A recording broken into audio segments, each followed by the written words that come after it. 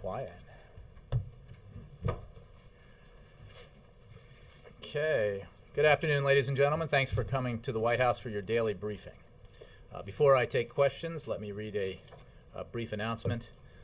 On Wednesday, February 29th, President Obama and First Lady Michelle Obama will host a dinner at the White House to honor our armed forces who served in Operation Iraqi Freedom and Operation New Dawn, and to honor their families. This dinner, an expression of the nation's gratitude for the achievements and enormous sacrifices of the brave Americans who served in the Iraq War and of the families who supported them, will include men and women in uniform from all ranks, services, states, and backgrounds, representative of the many thousands of Americans who served in Iraq. The White House has been working with military and civilian leaders from the Department of Defense on this tribute, and we will release more details regarding the dinner when they become available. I'm sorry? Is that a fair description, the sort of shorthand of saying a state dinner style?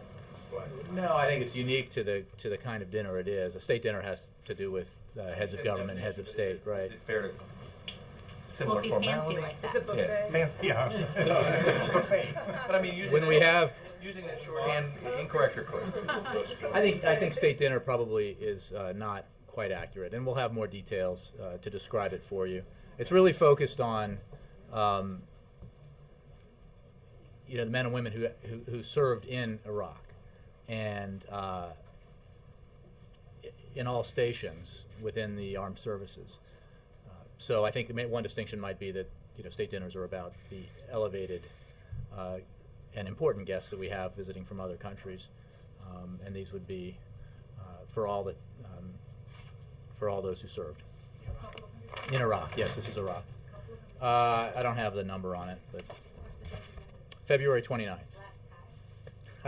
I don't have that either. I think the folks in uniform tend to wear their uniforms, but I don't have any dress or menu or entertainment. So, with that, I'll take questions, Ben, or I'll take more questions. Thanks. Jay, questions on Iran and Syria. First on Iran, is what the president did today on broader sanctions and also the prospect of more sanctions this spring, an indication that the White House is at all worried that Israel will act on its own on a military front before these sanctions have a chance to kick in? No, I think that it is reflective of the policy that we've taken for quite a long time now in reaction to Iranian behavior, which is essentially a dual track where we continue to have an offer to the Iranians that if they get serious about their international obligations, if they respond to the letter from Lady Ashton about starting negotiations with the P5+1, if they agree to give up their nuclear weapons ambitions, then there is an option for them to rejoin the international community. Meanwhile, because they haven't done that, and they've so far refused to do that, and they continue to pursue a course that is dangerous, we will ramp up the effort to isolate and pressure the regime, working with our international allies. I think the president addressed the question regarding Israel during his interview with Matt Lauer over the weekend.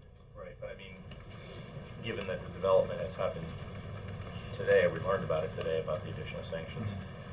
I can assure you that remember, Ben, that we have been there has been a steady increase in our sanctions activity, and this is part of that escalation, and it's not related to specifically to that issue or the questions about it.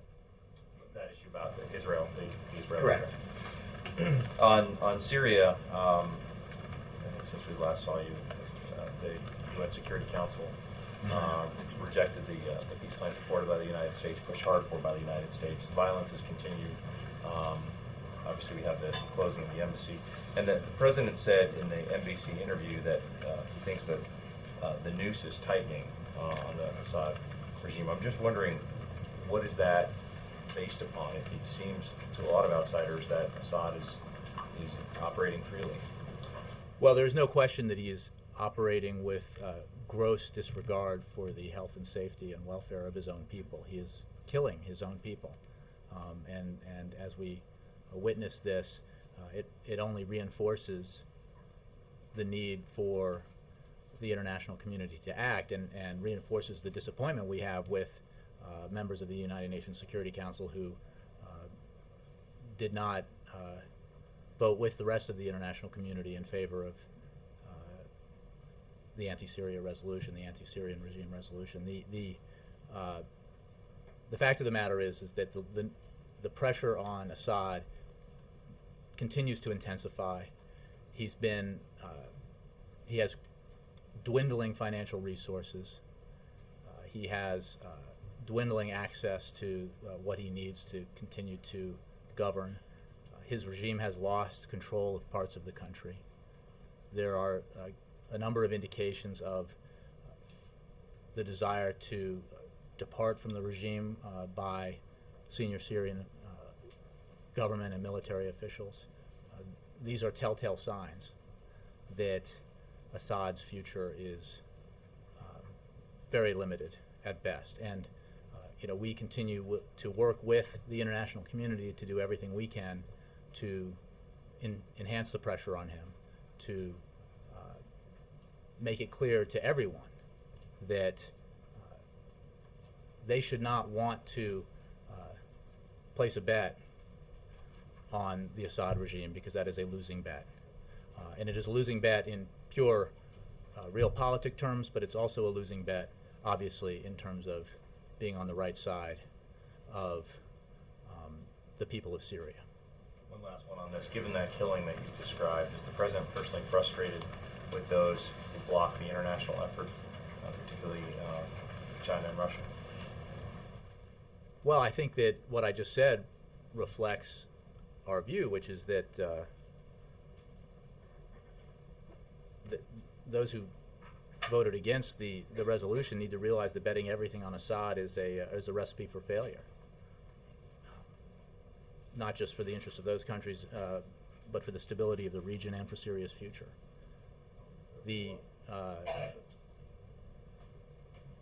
What we've seen, the video that we've seen just most recently coming out of Syria, demonstrates the appalling actions of the government forces. And you have a great number of countries, and obviously the United States, Europe, and Arab countries who see this for what it is. And we will continue to work with our international partners to make that case. Yeah. China was part of the double veto that was cast in the Security Council against the Syria resolution, and of course this is a little over 1 week before Chinese Vice President Xi visits Washington.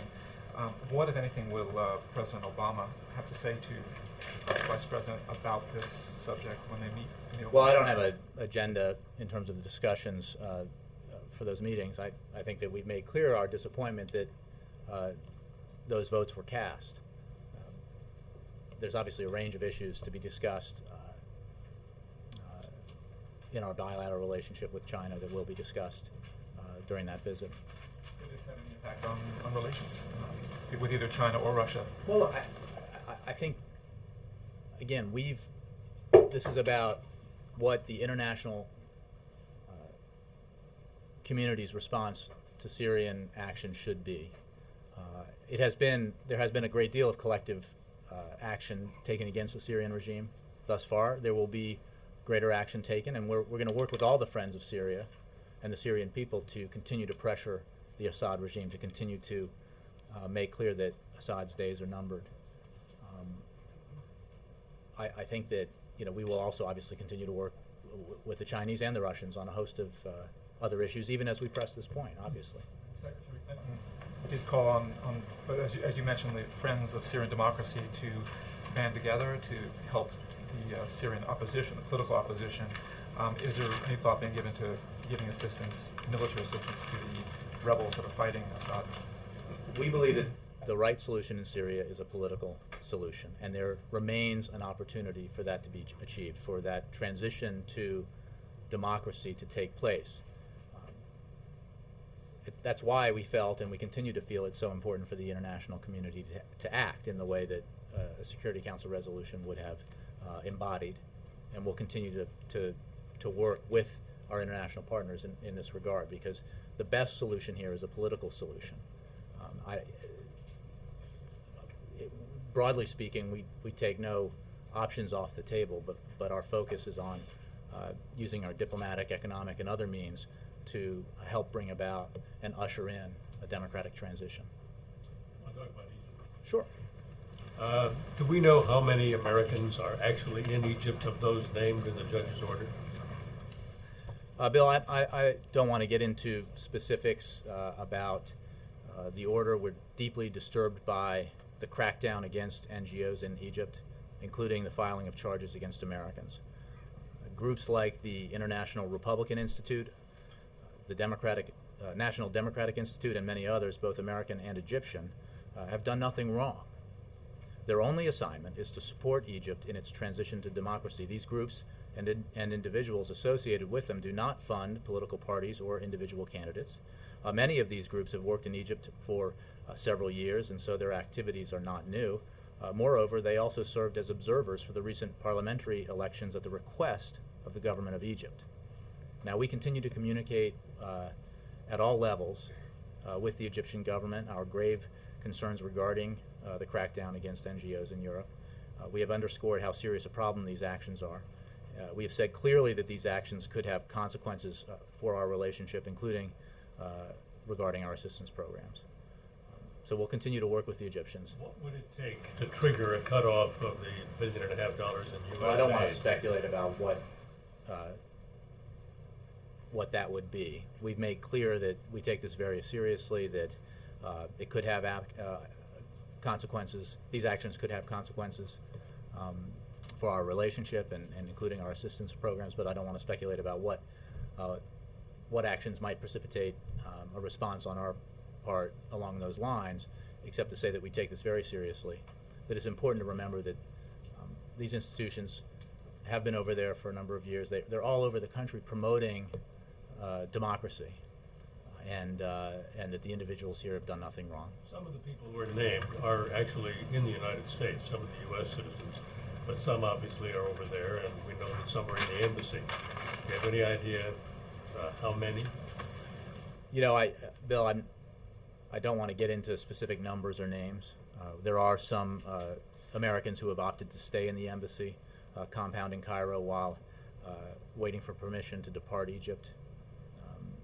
I just don't feel that it's wise to get into more details on that. So at what level are the discussions about these people continuing? I think at every level, in very high levels. You know that the President spoke with General Tantawi a number of days ago, and discussions from that level on down continue because we take this issue very seriously. But he hasn't spoken to any of the top leadership. I don't have any new communications involving the President to read out to you now, but you can be sure that we are engaging with the Egyptian government on this issue at every level. Sure. Can we stay in the same situation? Stay in the region, I guess. Mm-hmm. So yesterday in the interview with Matt, the President said, He's Matt to you. He means Matt Lauer. okay. So we were just having a nice conversation here. Mr. Carney, the interview with Mr. Lauer. The President seemed to I guess, correct me if I'm wrong, it sounded like the President was contradicting the intelligence report that the folks gave to Capitol Hill earlier in the week about this idea that Iran's looking for a way to attack the United States, which came out in that intelligence briefing to Congress. The President seemed to say that wasn't the case. So it just sounded like a contradiction as far as the intelligence community was concerned. You know, I'm not going to get into with any detail discussions of intelligence regarding Iran or anywhere else from here. The President made clear that, and I will just refer you to his comments about what he assesses and we assess their current intentions and capabilities to be. That doesn't mean that we don't hear from a variety of channels, including very public ones, the negative intentions of certain Iranian leaders towards the United States and statements that can be bellicose or hostile. However, I will just point you to what the President said about what his and our assessment is of that capacity right now. But it is, look, Iran is a very dangerous place. It's a dangerous regime, and we take specifically the refusal to abandon their nuclear ambitions very seriously. When the president said Israel hasn't made a decision yet about attacking Iran, it should be implied that the United States has made a decision that's not going to happen in the next 3 months.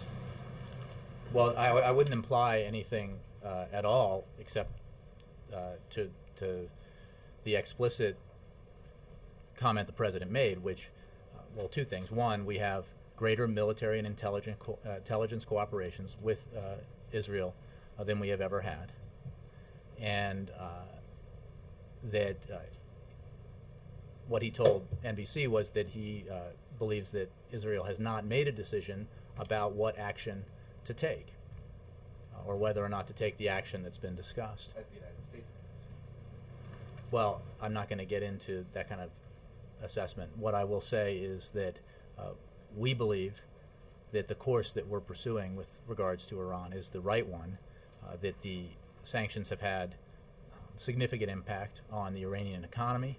They have helped exacerbate tensions within the Iranian leadership that are now quite apparent, whereas when President Obama took office, Iran was unified and the world was not. With regards to Iranian nuclear ambitions, the opposite is now true.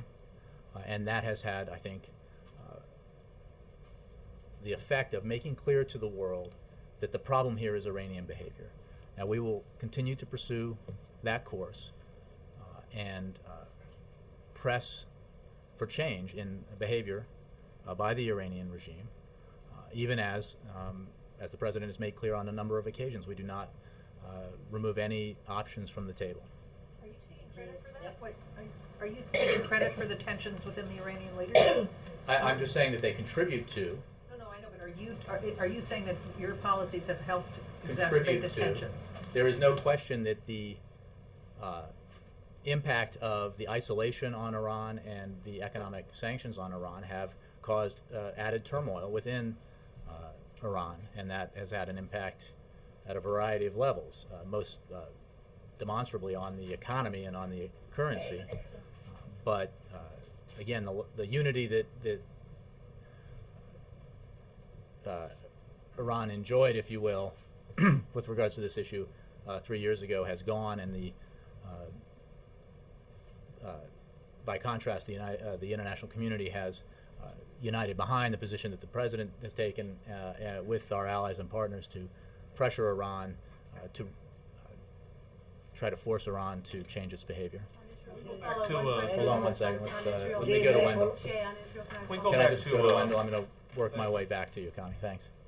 to Syria and Egypt. Secretary Clinton has called for, suggested the formation of a contact group of like-minded nations to step up the pressure on Assad's regime. Have you begun preparing for that? How would it work? Well, I would refer you to the State Department for more details. I think that we have been working very closely with a number of partners and allies, both in the region and around the world, as we have worked to put pressure on Assad, and we'll continue to do that. We're carefully considering a full range of options, and we'll work closely with our allies and others to help the people of Syria put an end to this criminal regime. You don't want to suggest how that might be more effective than what we're doing now? I think that we're pursuing a variety of means to put pressure on the Assad regime, to isolate it further. I mean, the fact is Assad is running out of money, and we will make sure, we will work rather to make sure that he is unable to finance his continued crackdown, and that involves coordination with our allies and partners, those who believe as we do that it's time for Assad to go, because the Syrian people deserve a transition to democracy. And what about weapons and the ability to sell weapons to the Syrians? Again, we believe that a political solution is the right course here, and that opportunity remains, and that's why we need to act, and that's why we felt that the United Nations Security Council should act. But we are continuing to work with our international allies and partners who believe, as we do, that the behavior of the Assad regime is unacceptable and reprehensible. And on the charges against NGOs in Egypt, can we assume that prosecution would cross a line? Well, I don't want to, again, speculate about what actions would prompt what reactions. We are deeply concerned about the crackdown against NGOs. We're concerned about the ability of Americans who have done nothing wrong to leave the country, and we are working at every level of the Egyptian government to resolve this issue. Does the Egyptian government know what would affect U.S. aid? Has it been made clear to them? I think we have made clear, both in our public statements and in our private communications, how seriously we take this, and that these actions could have consequences for our relationship and for our assistance programs. Yeah. On Syria, 2 days ago, the U.S. failed to get action at the highest global diplomatic forum there is, the Security Council. Have you given up on the Security Council? Do you think there's a chance that you could go back to the Security Council? And what does it do to have you evacuate the American embassy in Damascus today? What point does that make? Well, I'll start with the second part. As you know, we've been drawing down our personnel at the embassy for some time because of security concerns, and that is why we have closed that embassy today. Ambassador Ford and all American personnel have now departed the country. That's a reflection of the situation in Syria with regards to the safety of those individuals. We will continue to work at every level to coordinate with those who believe as we do that action needs to be taken, that we cannot, that it is not the right course to help prop up the Assad regime, that we need to continue to put pressure on him and his cronies, if you will, and to further isolate him, limit his access to financial resources, and therefore make it harder and harder for him to maintain this crackdown. As you know, he's lost control of part of the country already. We will work with all friends of Syria, of the Syrian people rather, to mount the pressure on Assad going forward. For that kind of political resolution of it, if President Obama is willing to wait if it takes weeks, months, a year? Well, I don't want to speculate on how this will play out. I will simply say that we need to act to allow a peaceful political transition to go forward before the regime's escalating violence puts a political solution out of reach. John Christopher. Can you be specific at all about any conversations the President might have had with his allies, including Prime Minister Cameron or President Sarkozy or Chancellor Merkel? I don't have any new conversations to read out. We are obviously coordinating with all of our international allies and partners, both at the United Nations and within the region. But I don't have any specific conversations to read out to you. Jackie? When Prime Minister Netanyahu comes to this country to speak to AIPAC, will he also be meeting with the President, and if not, why not? Well, I just don't have a scheduling update for you on that, but I'm sure we'll have something for you in due time. Connie? Thank you.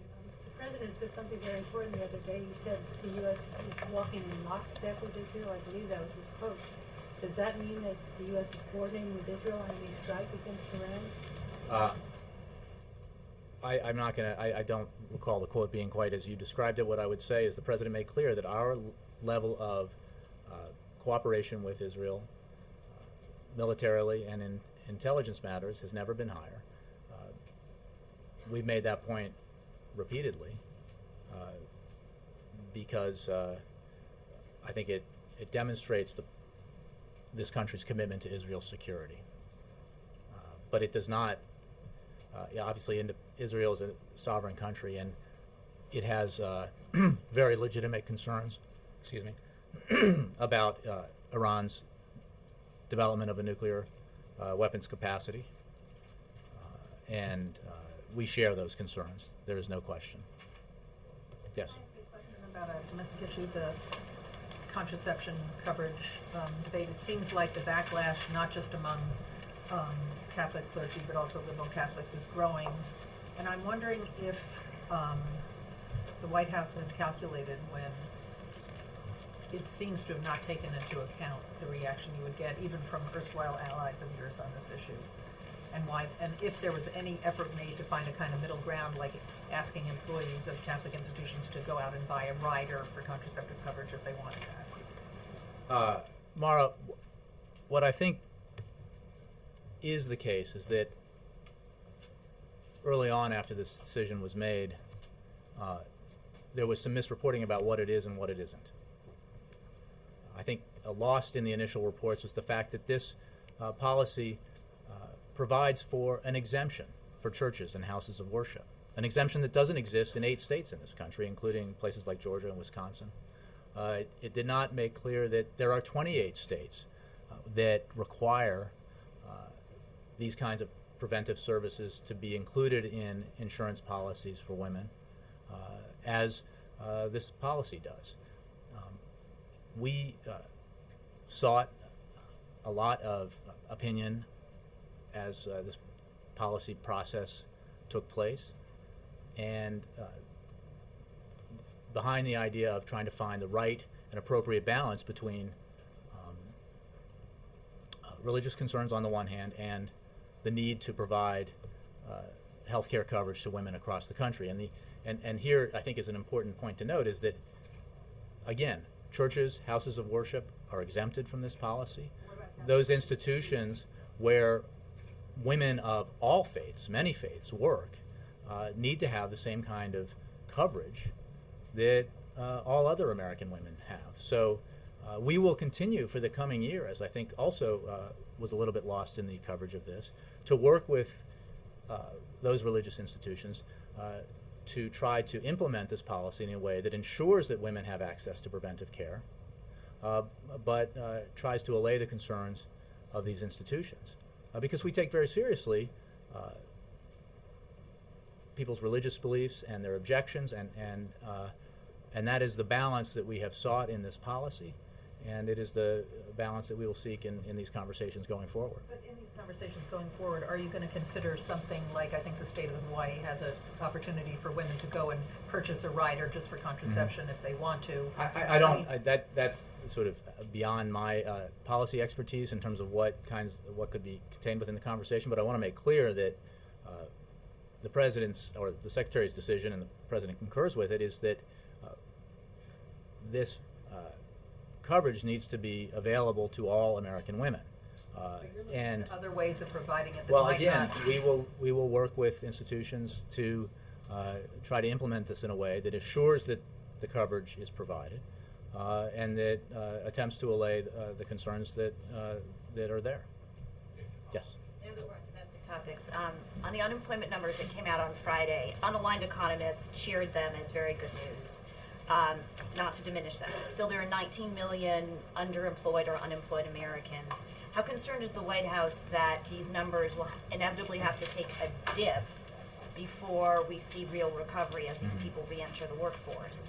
I think there are some of those who, I suppose, don't wish us well politically have tried to make a point about this, and the facts are that in these most recent numbers, this is not an issue of people leaving the workforce, that the numbers are positive across the board. Now, what we have said is... But that's a reality. That's not a political point to score. I mean, that's a reality that people stop looking for work and then they have to re-enter. So, well, let's look at some of the facts, which include that a large percentage of that is due to younger people getting more education, which in the end is an economic positive.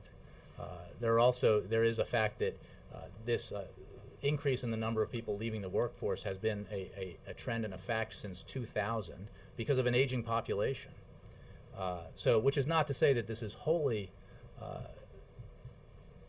that's not something that I would wholly disregard as an issue, but the underlying fact here is that job creation remains the paramount objective in our economic policy, and should be the paramount objective of Congress as well. I think I have, if those folks in the back are with me, I have a slide I can point to you, if I might. maybe not. We'll see. But the, I mean, the issue here is that the everything we can do. I mean, Who does the clicking on that? It's a magic clicker.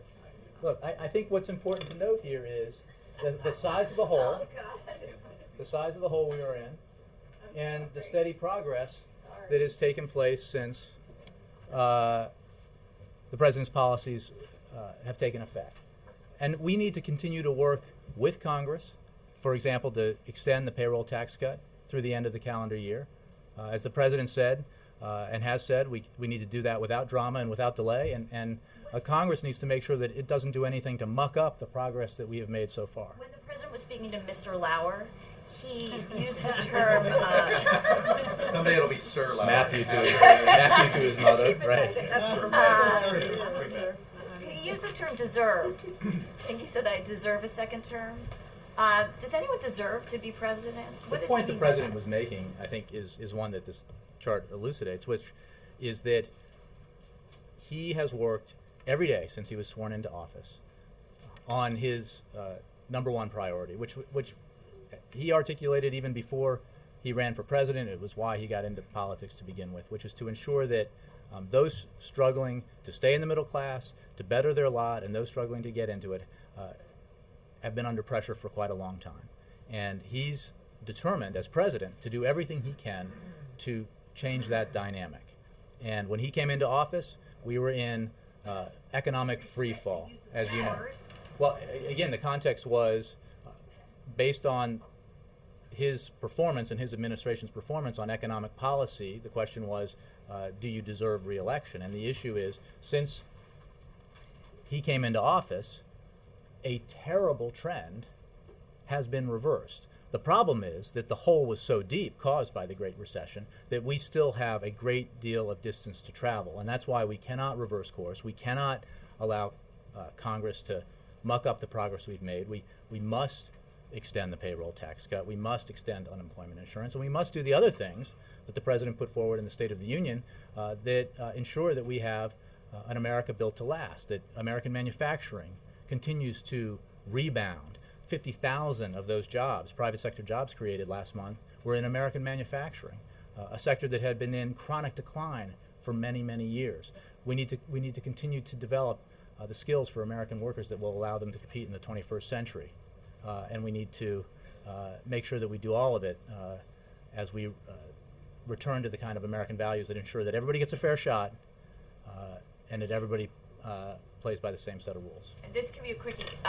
The Department of Justice has been working with states' attorney general to get a housing settlement with some of the big banks. So they get off the hook on some things in exchange for creating a fund to help out hurting homeowners. Is the administration making calls to some of the AGs who've refused to sign on, to urge them to sign on? I don't have an update for you on the so-called housing settlement. I think it's important to note that, as I understand it, the settlement that we're talking about here has to do with robo-signing and those issues, and not the broader set of issues involved in mortgage-backed securities and that sort of thing. But I don't have a progress update for you on that or any kind of details in terms of our engagement on the issue. Yes, Roger. Yeah, back to yesterday in the Super Bowl. Sorry, Jay. Any Well, that gets to my question. Well, I was born here, so I'm a Redskins fan. I know it's complicated because I'm a Red Sox fan, but that's because I didn't have a baseball team growing up. On the Chrysler ad featuring That's right. The Redskins did beat the Giants twice. Go figure. Did the White House or the campaign have any role in the creation of that ad, or advising of that ad, or consulting on the ad? No. It was, Were you pleased with the ad? It was news to me. It was, when I saw it. Look, I think. Do you consider it an in-kind Yeah. contribution from Yeah. Clint Eastwood? Look, I mean, the answer to your question, Roger, is no. The ad points out, I think, what is a significant, on behalf, a company that has rebounded, obviously wants to sell more cars, and that's what advertising is about. But it does point out a simple fact, which is that the automobile industry in this country was on its back and potentially poised to liquidate 3 years ago. And this president made decisions that were not very popular at the time that were guided by two important principles. One, that he should do what he could to ensure that 1 million jobs would not be lost. And two, that the American automobile industry should be able to thrive globally if the right conditions were created. And that included the kinds of reforms and restructuring that Chrysler and GM undertook in exchange for the assistance from the American taxpayer. He was not willing to did not believe it was necessary to allow the American automobile industry to collapse and disappear. And so he made the decisions he made and believes they were the right decisions. Andre. Back to Syria, please. Of course, the Russians and probably the Chinese too say that they are not supporting the Syrian regime. What they are supporting is the international legal regime, the international legal norms that exist in relations between states. They do not want anyone, including the United States, to pick a regime they don't like, incite rebellion against that regime, trying to... You understand what I'm talking about. Basically, what you just presented to us was a rhetorical, political, even economic aggression against that regime. My question is very simple. What are the specific legal grounds on which you do this? You basically in the absence of the resolution. I would refer you to the United Nations, to our mission there, but to the State Department. What you saw and what you see today is a broad international consensus against the behavior of the Assad regime, the brutal killing of the Syrian people. We think that's wrong, and we agree with many of our partners and allies around the world and in the region when we say that. I think, again, the images that we've seen just this weekend demonstrate that the kind of behavior being carried out by the Syrian forces under the control of the Assad regime is vile and unacceptable. So that is why we supported the United Nations Security Council resolution, and it's why we'll continue to work with our allies and partners to further isolate and pressure the Assad regime, to allow the Syrian people the opportunity to choose their own future. That's the approach we take. If I may, one additional question. I actually wanted to ask you, to remind you that lynching is illegal in the United States. You need to have a court of law. But I will not ask about that. I will ask you about, can you tell me? Andre, I feel like it might be 1982, and it's... I don't know. Lynching is illegal. Many like-minded people form a posse, hunt somebody down. Andre, do you have a question? I have a question. The question is, can you assure me that you are not working inside Syria through your special forces, whatever it is, working militarily? Well, I'm sorry, what's the question? Are we... Is the United States, can you tell me that the United States is not taking any military steps to undermine? I think we've made very clear that we are pursuing a political and diplomatic course with regards to Syria, and we will continue to do so. Alexis. Jay, you were talking about Congress. What, if anything, is new, or the status of the marching towards the expiration date for the payroll and UI and Medicare? We're a couple weeks away from that. What's been going on here to try to work towards a solution that doesn't end up with the 11th hour crisis sort of negotiation? Well, I think that we've made clear, the President has made clear, that Congress needs to act without drama and without delay to ensure that the payroll tax cut is extended through the end of the year, that the unemployment insurance benefits are extended, and that the so-called doc fix is extended. I mean, the kind of economic growth that I was just pointing out to you and the kind of job creation that we saw in January needs to be continued, and in order to help that process forward, we in Washington shouldn't take steps that undermine economic growth and job creation, and certainly a failure to extend the payroll tax cut for 160 million Americans would be just the sort of step that could do that. So we're in conversations with folks on the Hill. This is a process being led by the Hill. It should be fairly simple. We'll see if that is in fact the case. But we believe that everyone in Congress, Republicans and Democrats alike, should see it as the right thing to do to make sure that 160 million Americans don't have their taxes go up on March 1st, and to make sure at a macro level that steps are taken that ensure that we continue positive economic growth and we continue positive job creation. Jerry, and then Leslie. Jay, yesterday Governor O'Malley mentioned that some of the reaction to the president's HHS policy was rooted in politics as opposed to in conscience. Does the president accept that premise? I didn't see those comments, and He was on CNN. He was talking about the bishops' letters and said that many of the bishops are Republicans. look, I didn't see that. I think that we have worked to find the appropriate balance between religious beliefs and the need to provide preventive services to American women, and to ensure that American women have access to those services regardless of where they work.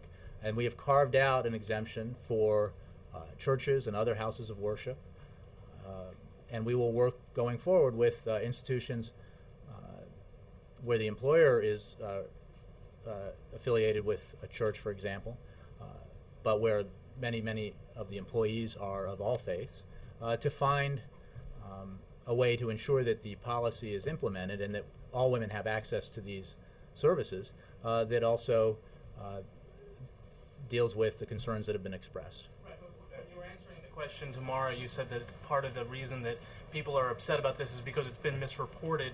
What he was saying is that it's also people with a political axe to grind. Do you think I didn't see that. I didn't watch all the Sunday shows, and I don't have a. I think what we see here is the need to find the appropriate balance between concerns on the one hand and the obligation to provide services to all American women.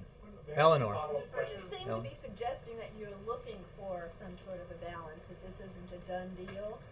And as part of that, how do you answer the criticism that government is forcing religious institutions to pay for services they find morally objectionable? I really don't have any more of an answer, Eleanor. I think that we decided, the administration decided, the President agrees with this decision that we need to provide these services. They have enormous health benefits for American women, and that the exemption that we carved out is appropriate, and we will continue to have discussions about ways that the implementation can be done that might address some of these concerns. But the policy itself is clear. Leslie. The argument is over the fact that people don't consider it appropriate. Well, I understand that there have been objections, and that some people disagree with us, and we are going to work with institutions that have concerns here. But I think it's important to note that we believe that these services are important, and that American women deserve to have access to that kind of insurance coverage, regardless of where they work. Leslie. I wanted to go back to Syria. Secretary Clinton's remarks yesterday, she mentioned that the U.S. was going to seek regional cooperation on more sanctions, including those to dry up the source of funding and the arms shipments, will work to expose those of us who are still funding the regime and sending them weapons. Can you elaborate on who the U.S. has identified in terms of sending the weapons? And if that No, I includes won't. Iran? I can't elaborate on identifying countries or individuals, but I think that what I've been saying here should echo what Secretary Clinton said about our approach going forward and trying to further isolate and pressure the Assad regime. Thanks, Jim. Yep. Thank you, Jim. Last one. Question on China's Vice President Xi's visit. Ben Rhodes said the other day the economy will definitely be on agenda, and also Jake Sullivan from State Department said North Korea and Iran will be on agenda. So what else will be on the agenda? And also, what will the president say to Mr. Xi on Iran? Well, I don't want to preview the president's conversations or whatever comments he might make, or the vice president's. The fact is we have an important and multi-level bilateral relationship with China, and a number of issues are always on the agenda when we sit down with Chinese leadership, and that'll be the case with this visit as well. Thank you all.